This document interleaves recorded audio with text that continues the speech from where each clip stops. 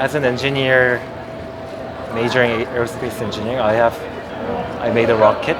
I just had a question while walking around the campus a bit. So, what is the difference between humans and just objects? I think that God is an image in our mind. I think I'm just trying to make a God. We are fishes in terms of if there is God, and I believe that there is God. Yeah. Maybe just God doesn't care what the fishes does.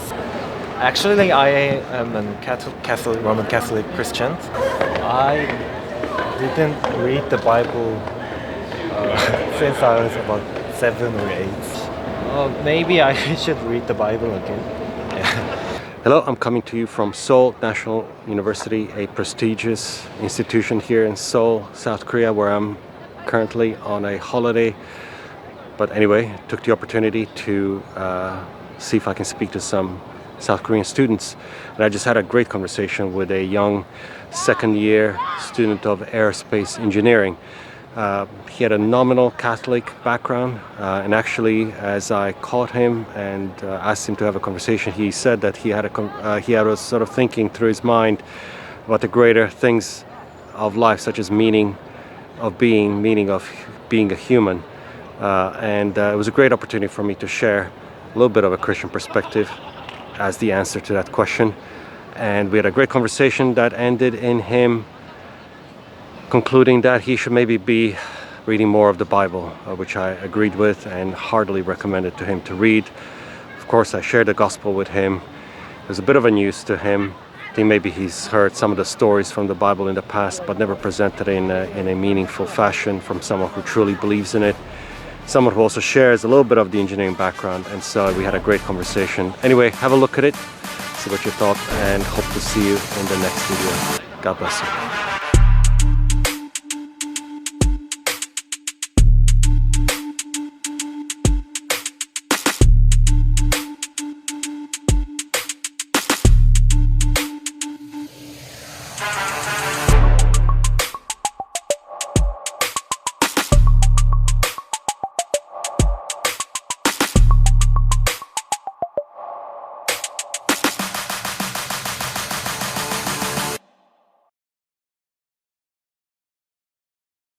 Do you have any faith, any beliefs, any philosophy of life? Yeah, go ahead. Yeah. So, my philosophy in life right now is, as I said before, I'm trying finding it. But as an engineer majoring in aerospace engineering, I have done some certain projects. For example, like I made a rocket and launched it in America, something like that. How far did it go? How far did you reach? It's about 3 kilometers. 3 kilometers, Yeah, all 3 right. kilometers Not long. bad. And during that project, I had some lots of thoughts on engineering itself. Mm-hmm. And what I thought about engineering is that there are two major aspects in engineering, and one is that you need to find the right question for Yeah. the project, and the second is then how to achieve that question, which is a methodology for engineering. So I think so I wondered always while doing my projects, what is a good engineering question? Mm-hmm. What's a meaningful question that will affect human life? Yeah. And then what is a good methodology or a very creative methodology? So I always thought that the question itself is more important than the methodology, because even though if any methodology is creative and good, if it does not solve the question I gave, it will be a useless methodology or something like that. But as I sorry, I have never thought these in English, so. Oh, you're doing well. No, don't worry. Yeah. So, my question was that actually I was just looking at the engineering itself as I said, the question and the methodology, and just dividing it by these two aspects might be harmful. What should I say? Or not that good. do you get what I'm saying? So. I think you're onto something. I think your beginning thinking is actually quite good, as in you're trying to establish the foundational framework, right, for which even to start thinking about such question, and that is, what question do I even ask? Yeah. And then once I ask that question, what is going to be the methodology that I'm going to apply to try to answer that question? I mean, that's more than I think most people start with in life. People usually are not so organized and so structured when they think about such basic things as of life. But I don't think that's a wrong thing. So go ahead, yeah. So why the reason why I had some questions about that is when I do a project, I'm trying to unconsciously thinking that when someone did a good project and there is a very creative methodology, but if I think about it and I keep thinking that the reason for that methodology is not that important. So even though it's a very good methodology as itself, but I just keep thinking that then what's the point of this? What's the point of this? Yeah. But so that kind of questions just get me some. Sorry, I have to.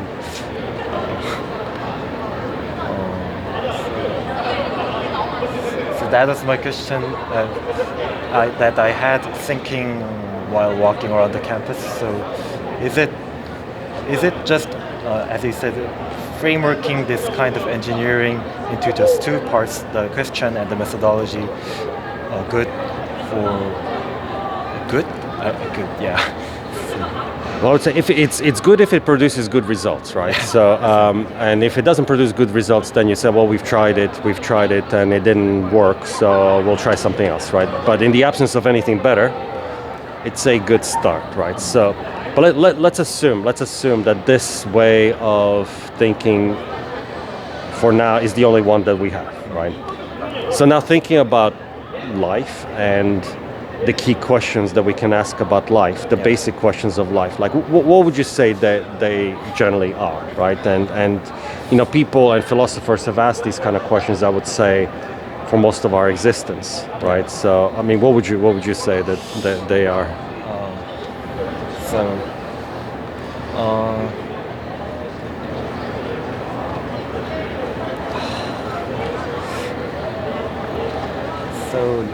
what is life?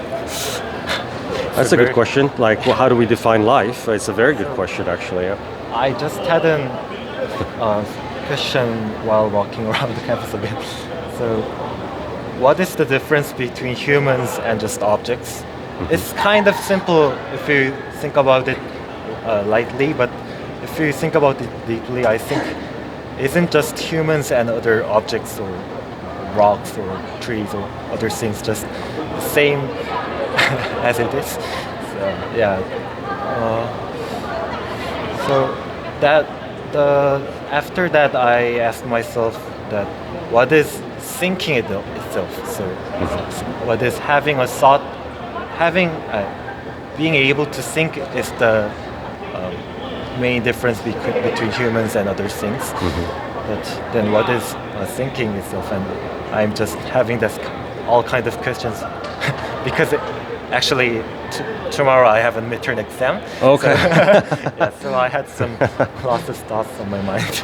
Okay, well, very good existential questions. Hopefully you've I know that you've studied engineering, so hopefully I don't think these are the kind of questions you're going to be at the exam. These are more just sort of things that come up. Okay, so you've asked some really interesting questions, like what does it mean to be human being, right? What does it mean to if thinking is an attribute of being human, Yeah.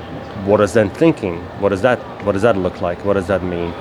Have you read actually any of the philosophers? You know, because some of the even Greek philosophers have attempted to answer some of these questions, even on the nature of being, let alone being human, but just the nature of being and how do we define and divide the world. I don't know if you read Plato, Yeah. but he defined the things that I forgot the terminology that he used, but he divided things that like the redness of an object. You can say apple is red, fine, but what does redness mean? And does redness exist without that apple existing? Is redness existed and defined somewhere? And so, Plato sort of played with those sort of ideas, and then, Socrates came along and he has some different ideas. And so, did you read any of those philosophers or not? No, so actually about that kind of, is this in terms of philosophy called existence? What's the Ontology. Yeah. Ontology is the philosophy of existence. Yeah. I actually did not read. Just I know some phrases like.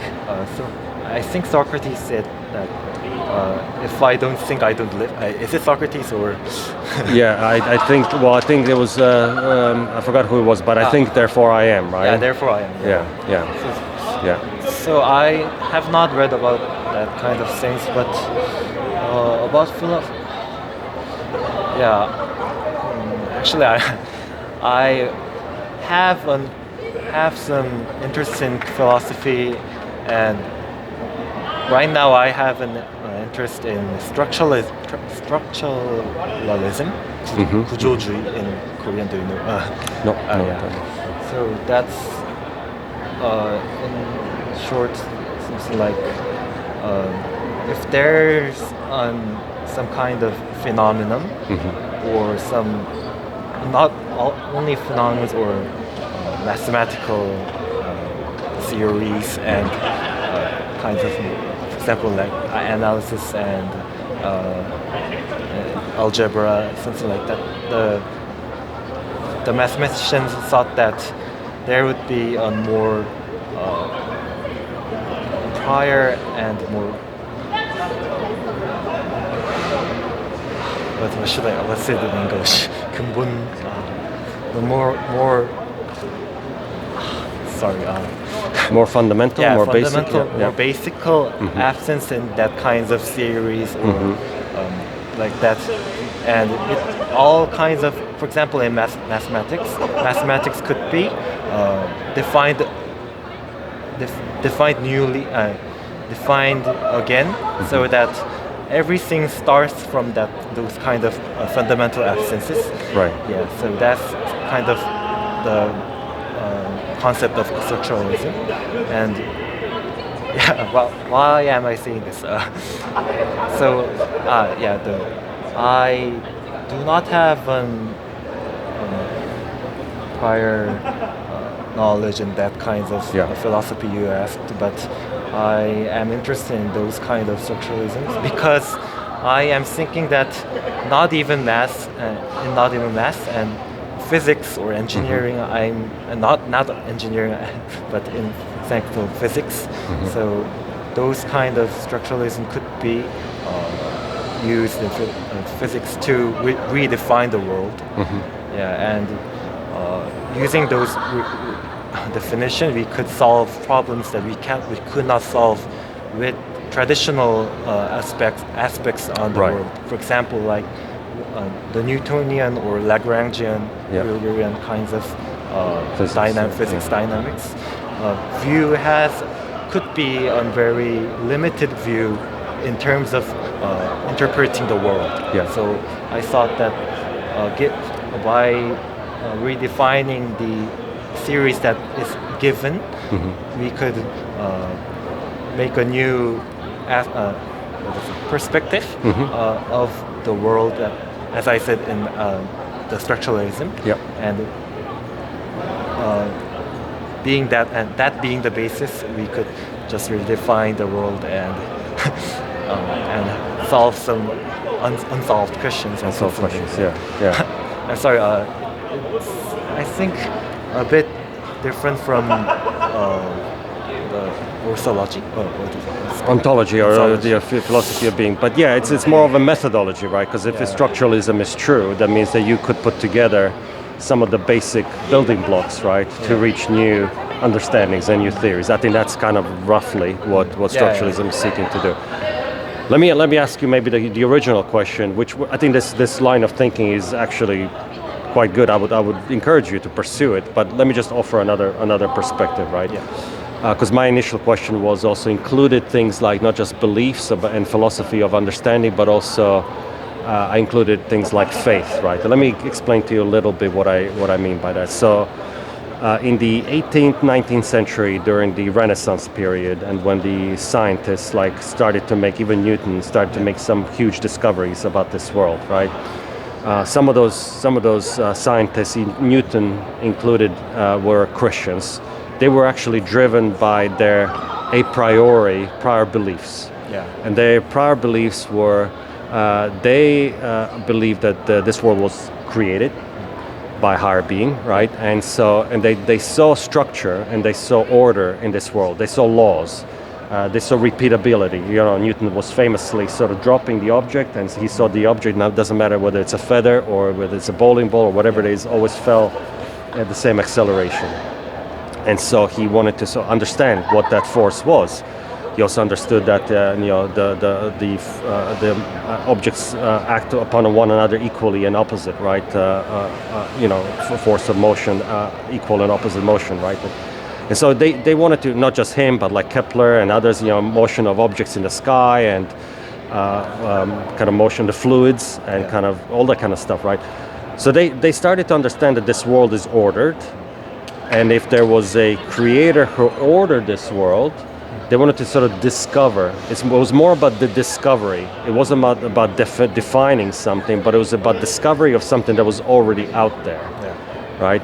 And so they set out to capture the truth that they believed was already out there in the world. Now, faith was something was driving them in that direction, and therefore science proceeded out of that their Christian beliefs. So it wasn't like a lot of people today feel like faith and science are inherently incompatible, but for them it wasn't. For them it was a starting position, and then from that point they wanted to sort of understand, discover the world with that a priori belief, right? Now, what do you think about that, right? So, do you have any? I guess do you have a view, an opinion on the creator, or was this world created? Do you have a faith position, or you're just sort of pretty agnostic as far as that's concerned? So, as you said, for example, in Lagrangian dynamics, there's the Fermat's principle that every relations be so that it could be the most minimized. Mm-hmm. So that's the Fermat's principle. I know. So I thought about that earlier. So actually, I am a Roman Catholic Christian, but not that not that actively practicing. Not that actively. Yeah. But I don't know. I think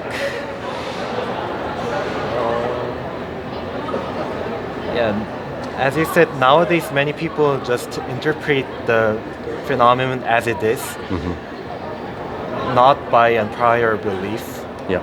And I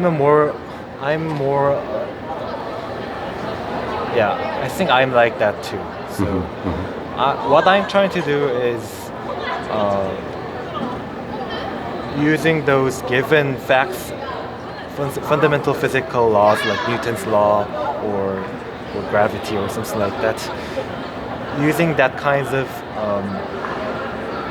prior the given facts. I'm trying to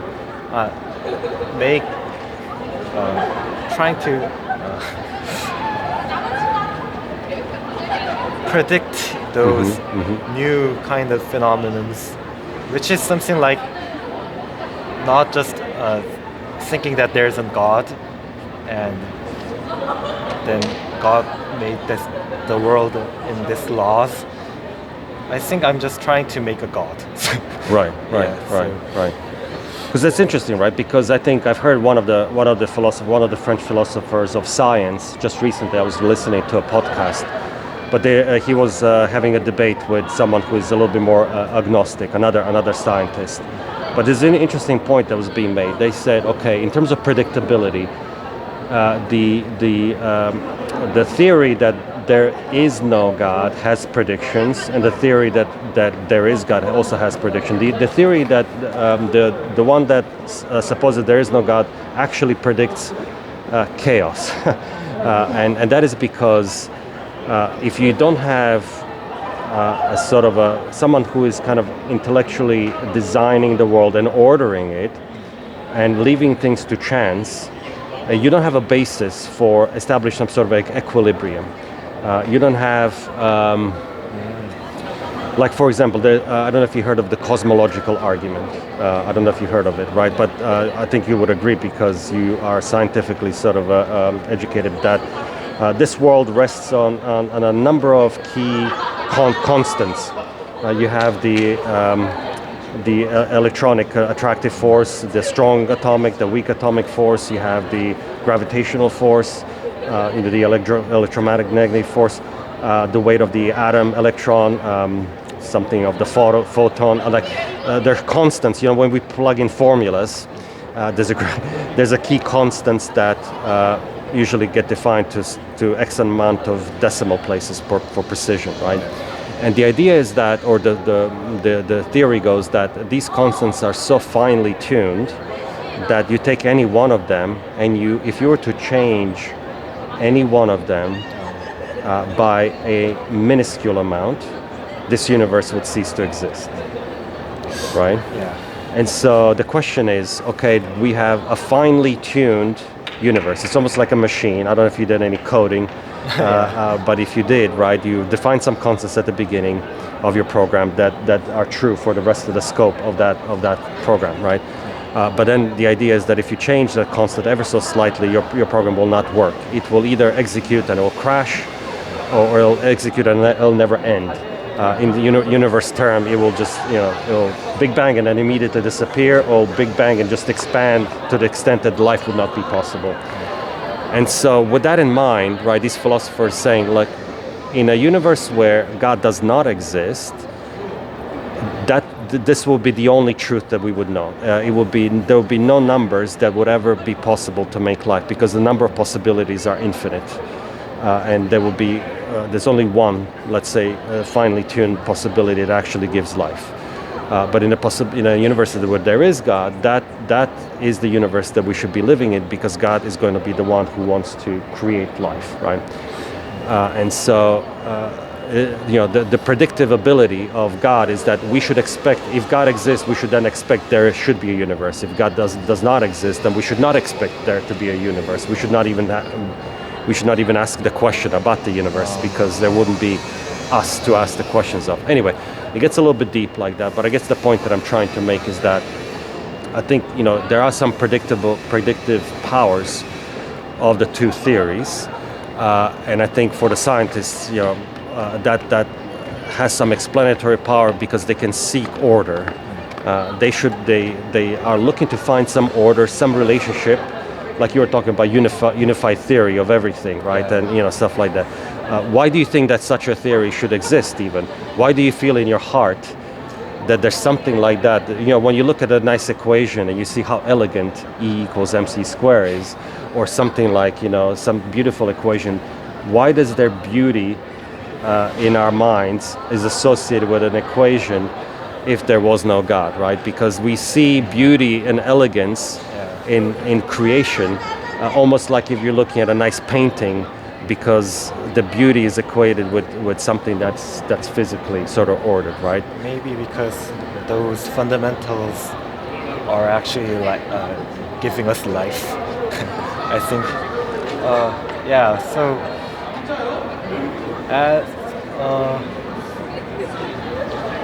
As you said previously, if those kind of fundamental laws or constants were a little bit minimally changed, I agree that the life right now we having it will not be the life. So it'll change. I'm pretty sure about that. But I think that even though we don't know what kind of life that will be, there will be life in some kinds of ways, and they will be having those same kind of questions as we are having. Yeah, but they're saying that there would be conditions for life would not be possible because, like the molecules could not form into more complex compounds. So you could not have planets, for example. You could not have planetary systems. You could not have stars because the physics between elements would be unsustainable to sustain atomic reactions and things like that, right? So, this is a very vague thought I am having, and as you said, if those kind of concepts were just a little bit changed, as you said, there could not be planets as we are seeing. But the thought I am having is that the molecules itself or planets itself are actually just kinds of images in our human mind. Right. So, so the molecules could change. That's right. But the life, but I don't know what I'm saying. So, you may be saying that it could still be life. It just wouldn't be the one that we would recognize as life. Necessarily. So, okay. And the molecule. You said that molecules will change. The interactions between the molecules will change, so that planets will not be compounds. Where there'll be no compounds and planets and something like that. But I think that.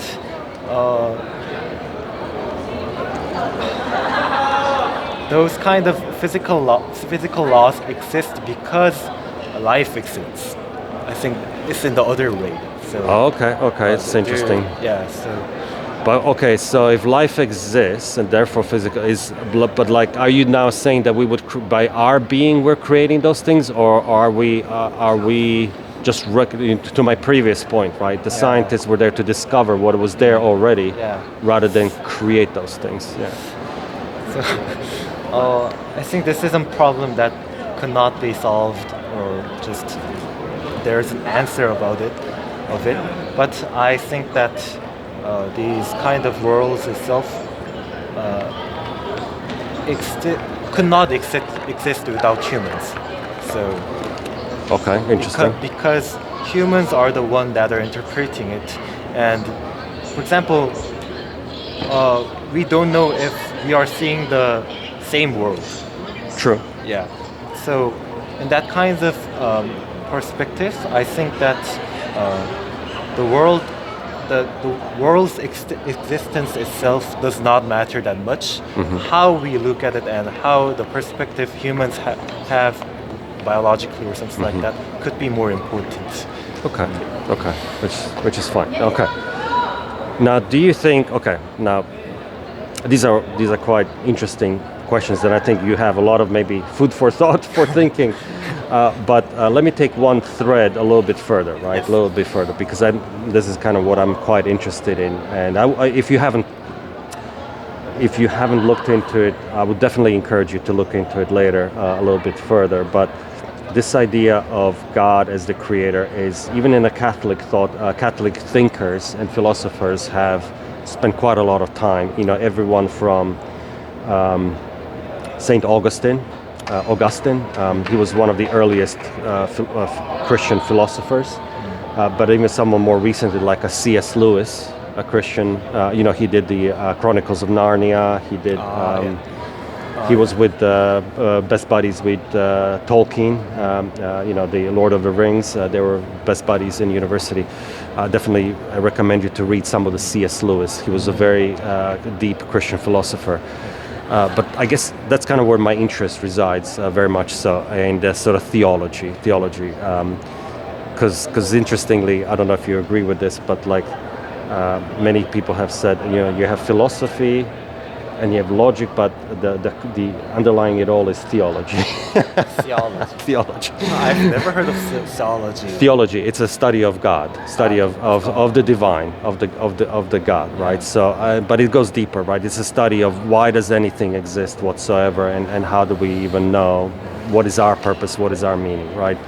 I want to kind of just probe a little bit more on your sort of kind of Catholic upbringing and your kind of what you know about the faith that Catholics sort of propose to have. Now, I know you said you're not very active, active believer, but how would you summarize? How would you summarize Christianity?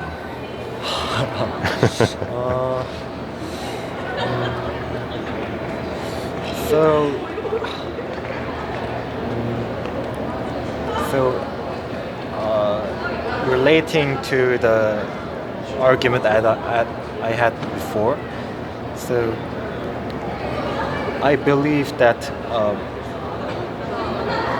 whether God exists or not is not that important. Really exists. I think that God is an image in our mind. So image in our mind, socially, because and that social connection is religion. Mm-hmm. Yeah. For example, Christians or Islam, Islam, all kinds of religions, is actually just that kind of social connections in our human minds, so that we can understand the world more easier, in an easier way. I think that's what religion is. And many people say that religion is for the people who have some kinds of bad what should I say? So bad things in life, and they just try to like a crutch, almost like they need help. Yeah, they need help from God. But I think God is more of an just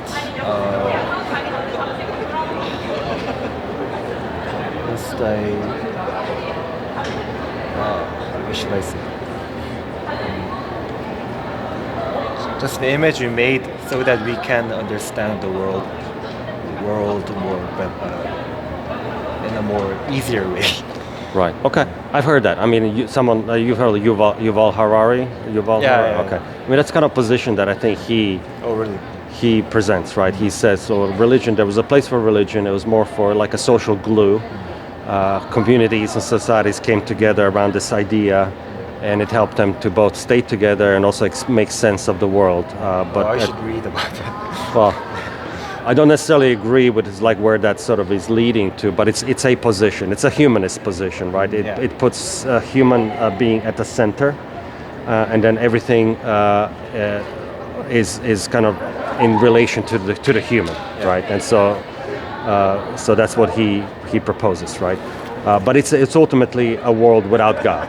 Ultimately, a world without God. Because if God is only existing out of something we create ourselves, then ultimately, if you take us out of the equation, then God disappears, so to speak, right? If you were to kill all humans today on the earth, there'll be no God, right? Yeah. That's a consequence of that, right? Yeah. Then what's your position? So my position would be different than that, right? Because I would say the evidence of God's existence is creation itself. So if you were to destroy all human beings, the creation would still exist. And I think to me the creation itself is the existence of God. And I'd go back to the cosmological argument, right? If there was a finely tuned set of constants, there has to be someone who finely tuned them to begin with. If there was a Big Bang, something had to make it go bang. There's one of the true philosophical sort of truths that something cannot come out of nothing. You cannot take a zero and then create something with it, right? You always, materially speaking, physically speaking, you take something and you create it in a different form. Matter converts into energy preserves itself and changes form, all that kind of stuff. So there's a preservation. But if you start with a position of nothing created the universe, that does not follow, right?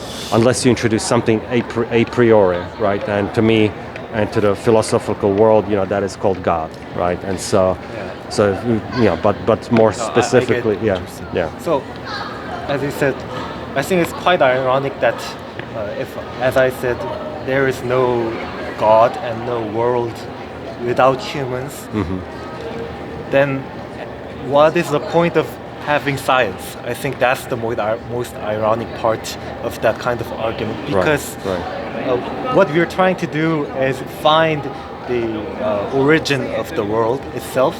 But if we are saying that everything is just the human mind, I think thinking about the world itself would be meaningless. Yeah, I think that's a very interesting perspective. Yeah, yeah. Although even you're right. Then you would only need to study the human mind, right? And that would tell you everything about the world, right? Because everything goes through. And then we're living in a matrix, right? Yeah, like Elon Musk said. Yes, yes. But going back to my question about sort of Christian sort of summary, right? So let me know how much of this is familiar to you, how much is not, right? So Christianity in its basic form, and that goes through for most of the denominations, right? Say God created the world. We were a special creation of God, right? So yes, we have like the world was created, the plants, the stars, the universe, the trees, the animals, but then somehow we were created special. And the most special is used that we were created in God's image. And that's very interesting. Again, philosophers have debated that for millennia. They were trying to understand what does it mean to be created in God's image. But it's what makes us human. Going back to your very first question, how are we different from a stone or from a building or from a tree? Well, a Christian answer would be, well, only human beings were created in God's image. That means that we have certain attributes that we share with God, that the tree does not share with God, that a stone does not share with God. Now you could say certain things like, okay, these are our soul, or maybe our will, like we have agency. We have agency like nothing else has agency, like we have a will. We can, in our mind's eye, like for example, you have in your mind's eye, you have your exam tomorrow, and you have the idea, okay, how are you going to approach the exam? And you have, okay, if you do well, this is what's going to happen next. And if you don't do so well, then you're going to do something else. You can plan ahead. And that is what philosophers say, well, that's what God does. God plans in advance. He can create in his mind, the future, sort of, he can project the future and logically connect the steps. Maybe that is part of our uniqueness, right? Maybe it's our ability to to empathize or to have emotions or something like that. But anyway, there's something unique about us as human beings.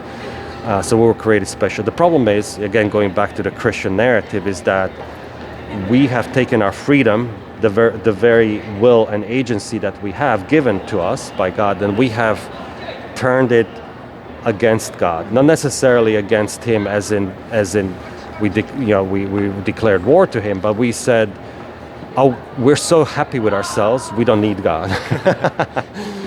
We have everything. We have tools. We can create comforts for ourselves. We can create meaning for ourselves. We can create purpose for ourselves. We have relationships. We can do pretty much everything on our own. Why do we need God? In fact, God is only preventing us from reaching our potential, because he's telling us what we should do. He's giving us rules and other things which prevent us from reaching our potential. Now, oftentimes the word is used, sin. Yeah. The word sin is used when we do that. And that's when we say, whatever God says, we don't care because we think we know better. So we decide to sin. We decide to lie when it suits us, to steal when it's convenient for us, for do things that please us, that are sometimes at the expense and at hurt of someone else, right? That is called sin, right? And so this is the situation where we find ourselves in, right? God created us, he created us in our image, and yet we have gone our own way and turned our back to him, right? So far, so good. I mean, not so good, right? But everything, is it familiar, everything so far, right? Now, so the question is, does God care? does God care that we've done that, right? What's your understanding? If there is a God, I know this is I'm not saying that you believe, but like if there's a God and this is the situation, do you think He cares about us, His creation, who have turned our backs on Him? I think so. This is something my friend told me, and he said that he just likes to observe the fishes in a bowl. Okay. do you know what I'm trying to say? Yeah. I think that we are fishes in terms of if there is God, and I believe that there is God. Yeah. Maybe just God doesn't care what the fishes does. So if we are not just a fish lover or something like that, the fish fighting themselves and eating other seaweeds or something like that, that doesn't matter at all. So just maybe God is just enjoying watching those fishes swimming around the bowl and eating fighting themselves, eating the seaweed, something like that. Yeah. So maybe He's just an observer at this point. If God is really there.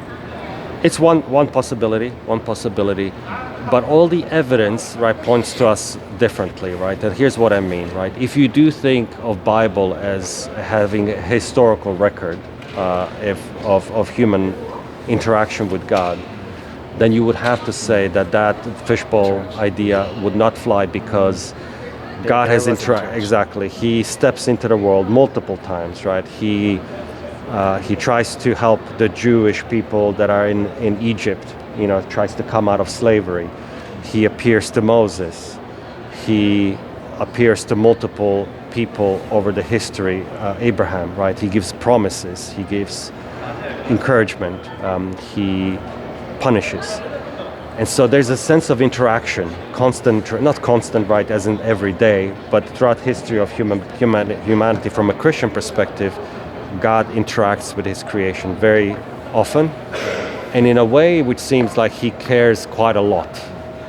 He cares quite a lot about us. And there's one more aspect of His caring that actually is so shocking and so surprising that once I tell you, you'll be like, oh my God, of course, like how could I not remember that? But like His own Son, Jesus, right? If He came on this earth to die for us, that means that He really cares, right? It's almost like in the fishbowl, God became a small fish, and He's swimming with us, right? And not just swimming with us, but He's swimming with the sharks, and He let Himself be eaten by shark, so that the shark would not eat other fishes, right? Imagine that kind of love, right? A God who loves so much that He actually cares for some puny creations to the extent that He actually gave His own life for us. So many people would just say that all the historical writings in the Bible is just fake. That could be one kind of perspective for the people, but actually that's just a simple argument. So then I want to ask you that, are you believing that God has turned against us in the recent centuries while science and technology has arisen? I don't think He has turned against us. I think He is patient with us. I think He's patient. I think science and technology are actually good, right? Because there are our use of our creative abilities. Again, things that I think that makes us made in the image of God is one aspect is our creative ability. And I think God has historically always encouraged creation and creativity. So I think all the technology, what we create, even like things like AI and everything like that, all of those things are positive, right? Can be used for positive, right? But obviously it's up to us whether we're going to be using it for good or for bad. Atomic energy is very useful for energy. It is very useful for medicine, for understanding of physics and other discoveries. But when we turn it into an atomic weapon and destroy an entire city, you could imagine that that is something God may not be pleased about, right? But He's not going to stop us, right? He's not going to stop. He gave us freedom. This is the loving part of God, right? He's not. Let's say you pick up a stone. What can you do with a stone? You can throw it against someone's head, or you can start building a house using it as a brick. God is not going to prevent you from. He's going to not hold your hand. Then, right? Why would the God come down to the world, the human world, in the form of His Son Jesus? If He's so patient with us, so what's the difference in those times 2,000 years ago and now? Why is God patient right now, and why wasn't God so patient then? That's the question. It's a very good question. Not sure that I have answer, but let me try to figure out. I think even then, even that coming of Jesus, that was after several thousand years of prophecy. Because if you think about from the beginning of Genesis, right, Adam and Eve, I think that was even then in those first pages of the Bible, God said to the snake, right, that the snake will be crushed by a human offspring. Snake, it was the representation of Satan. A human offspring, you could argue, was a representation of Jesus. Yeah. Right. So one day, someone will come and crush the head of the snake.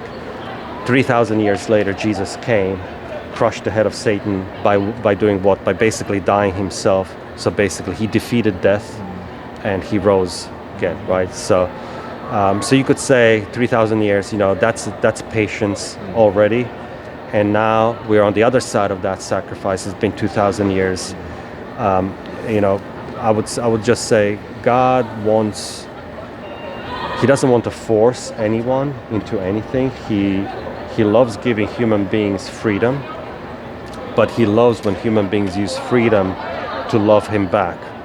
Our best relationship is, I don't know if you have a girlfriend or boyfriend, but I'm not going to ask you embarrassing questions, but I'm giving my own example with my wife. Best thing in human relationships is when love is freely given, when it's not forced. And because when it's forced, like when you have an AI girlfriend or AI boyfriend, that can be okay for a while. That can feel pleasing and it feel nice, right? But you can always say, okay, it's not real, it's not genuine, it's not something that's willingly given by another person who could choose not to give it or could choose to give it, but he chooses to give it. And I think that's God's attitude towards us. He keeps calling us gently, and He says, "Come to me. I'm calling you, and I've given you my words. I've given you my prophets. I've even given you my Son. I'm not going to force you. I'm going to give you guys time. I'm going to be patient for as many of you to come to me as possible. But the patience will run out at some point, right? That's what we read in the Bible. There will be an end. At some point, there will be a judgment. So the patience will run out. But right now, God is patient. Yeah. Then, in that kind of hypothesis, I think that's a very touching kind of story. Yeah, I never had some kind of deep thoughts about the Bible and the Messiah, and Jesus kind of perspective. But then, what could be so in that kind of hypothesis, I think that God is waiting the time to come back to the world to help humans in terms of sacrifice, or it could be another terms afterwards. But then I think that the reason God came down for us is because, as you said, to kill Satan. Then what could be the form of Satan in nowadays? Yeah. And it's not like Satan he killed Satan in the way he took the power away from Satan. And what do I mean by that? I mean that for those who believe in Jesus, right, here's the kind of the Christian worldview of a human being, right? So everyone is a slave to something. Everyone is, when I say slave, everyone worships something. You either worship God, or if you don't worship God, you ultimately worship Satan because you worship things that are material, things like of yourself, right? And so when you turn to God, you take the power away from Satan. He has no more power over you. right? And so what Jesus did, he showed that if you give him your trust, and because he defeated Satan by dying and then raising from the dead, therefore that same resurrection can be yours to have, right? In the future, right? So that means that it's a very famous verse in the Bible is that those who die with Christ, they will also be raised with him into eternal life. Right, so that is the promise that we have. That Jesus said that he who trusts in him, they who trust in him, they will have eternal life. They'll be raised to eternal life. Now, Satan is still around. Satan is still around, right? And he will continue to tempt even the Christian. Now, he has no more power. He has no more power over them, but if we give him power, he will take it all if he can, right? So, for example, for a Christian like myself, I'll just point to myself, right? How does that work, right? That means I know that I'm saved. I know that Satan has no more power with me, and I know that my eternal life is with Christ, and I'll be raised into eternity with him. Am I still tempted today? Yes, I am. What does that mean? I'm tempted to look with lust onto another woman who are not my wife. I am tempted to, with my anger flares up, to use my mouth and curse when I shouldn't be, to not love when I'm being wronged at, when someone does wrong to me, to respond with evil rather than kindness and goodness. Those are temptations that I still face. Now, I have the power to resist those temptations, and I know that I don't have to be like that, but I still feel those temptations, right? And so that's sometimes Satan can work like that in our lives, right? So he's still around, he's still power. He will be ultimately defeated at the judgment day. Like once the final judgment happens, once Jesus returns, and the end of this world happens, Satan and all of his evil spirits and dark forces will be thrown into the lake of fire, and all the power will be taken away from them. But for right now, he's still allowed to be in this world.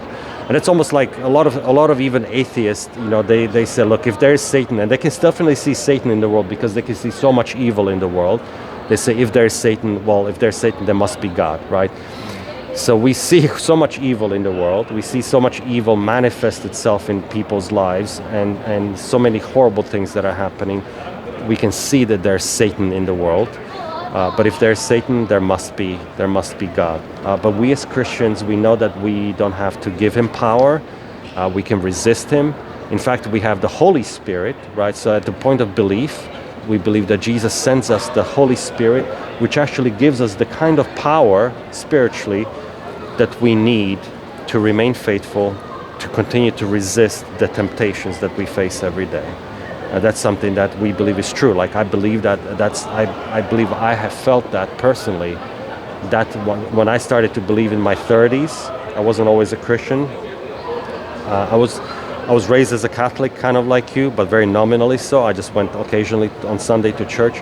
But in my 30s, I put my trust in Jesus because I read the Bible and I fully agreed with what it said and understood.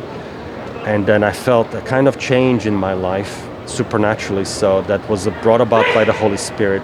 I have new desires, a new love for him, a new hatred towards evil, but desire to follow Christ. Yeah.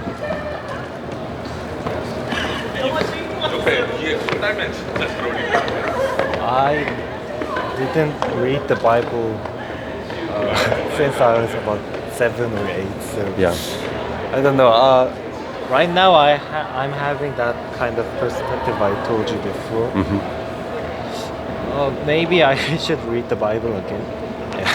I would encourage you, right? Because I think when we're older, and now you're in the stage where you have very advanced thinking, right? You have some very philosophical thinking, and I think throughout ages, the Bible has been proven to be one of the most sophisticated. I know as a child, right? You get to learn some of the stories, and those are nice stories for children, but there's some really deep philosophical truths in the Bible that philosophers have over the centuries found over and over again extremely valuable. And in fact, some of the some of the Western philosophy, much of the Western way of life today is founded on the Bible. I'm like talking literally institutionally, like the ideas of charity, the universities. The ideas of universities was actually ideas that Christians have brought about. Universities, as we know them today, did not exist. I mean, yes, educational institutions did exist pre-Christianity, but they were reserved for royalty only. They were not public institutions. Christians introduced them as being public institutions. Hospitals, Christians introduced hospitals as public institutions. Law, right? The Western law, and I think much of the Korean law that is based on the parliament that you have, is based on the biblical, 10 commandments and the Jewish law. It grew out of that. It's not exactly the same anymore, but some of the principles are still there. And so we have so much to thank Christianity for in our daily life that we don't often give credit for. But what I'm getting to is that you cannot go wrong by reading the Bible, even if it's just to ask some difficult questions of it. Not to there's no magic in the Bible. There's no sort of like, if I read these words, something's going to happen to me. No, but you'll be surprised how honest the Bible is and how insightful it is.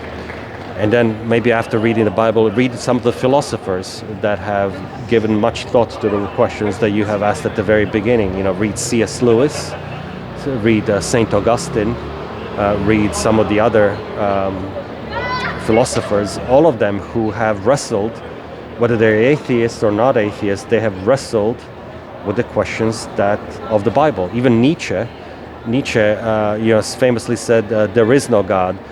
By that he didn't mean he disproved God. He meant that he saw the humanist position more valuable. He said, we do not need God. If God exists, that's great, but we just don't need him today. So he had to wrestle with the question of God very, very deeply before he came to this position. David Hume, likewise, is some of the great, Kierkegaard. And if you take any philosophy class, much of the philosophers, some of the greatest philosophers, they have wrestled with the question of God as he's described in the Bible. So if you're interested in anything to do with philosophy, you're on a good path by reading the Bible. Yeah.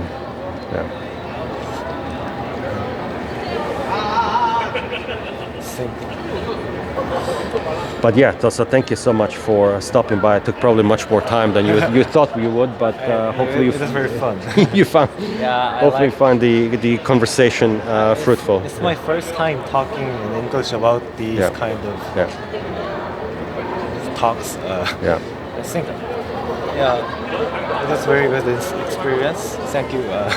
And is this kind of YouTube?